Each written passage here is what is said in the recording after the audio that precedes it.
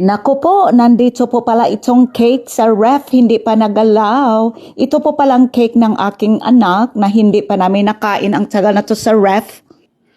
Hi guys, kain po tayo ng cake. Hindi pa ito nagalaw kasi sobrang busy, hindi nakain. Birthday cake po ito ng aking anak na lalaki.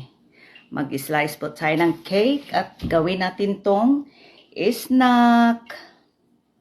Actually guys, hindi ito nakain kasi hindi talaga kami sa cake mahilig kumain. So ito, ako lang siguro kumain ito at saka minsan din asawa ko. Ito, chocolate cake po pala ito. Na nagutom talaga ako kasi galing ako pinamigay ko yung mga aming mga butang ba sa kusina na hindi na namin nagamit. At saka meron akong coffee. Nag-decluttered kasi ako, medyo gutom. So, kain po tayo ng cake.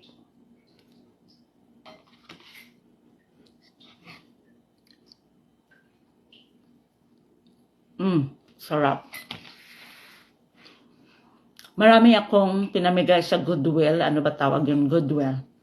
Gamit ko sa kusina ang daming kalha, kaldero, panglutuan, mga gamit sa kitchen.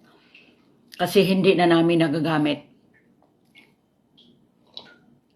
At saka, isunod ko naman decluttered yung closet ko. Ang dami kong mga gamit na mga dress na hindi pa nasuot. May mga tag pa. So, iwan ko.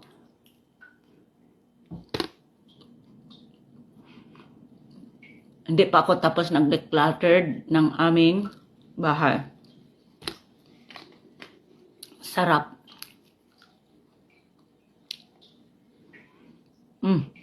Sobrang maginaw.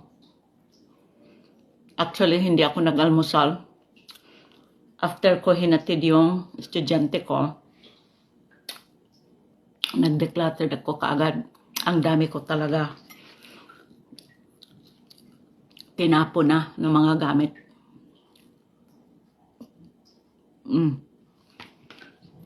Siguro kung nasa Pinas ako, pamigay ko to sa mga kakilala ko, mga friend ko, kasi may mga pan ako na hindi pa talaga nagamit.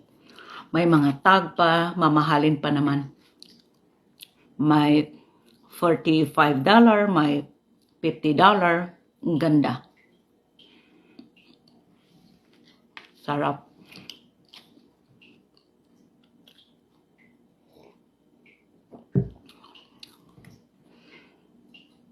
Tapos na ako sa Christmas decor. Tinanggal ko na. Pero yung mga gamit ko sa kusina, hindi pa ako tapos. Lalo na sa closet kong dami kong shoes na gusto ko na ipamigay na may mga tag pa. At saka mga damit na marami akong mga, alam nyo naman, mahilig talaga ako ng mga dress, mga gowns, ganon.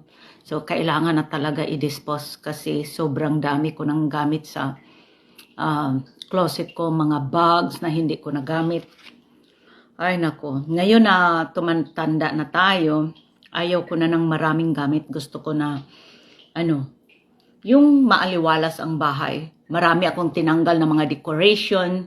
Basta mga gamit na hindi ko na nagustuhan. Pag nandun ako, siguro sa Pinas, doon na kami makatira. Tumira, hindi makatira, tumira. Siguro, gusto ko na hindi masyado cluttered yung bahay ko. Nasayangan talaga ako kasi ang daming mga things na I let go na talaga. But anyway, kain muna ako at saka talk tayo later. See you, bye-bye.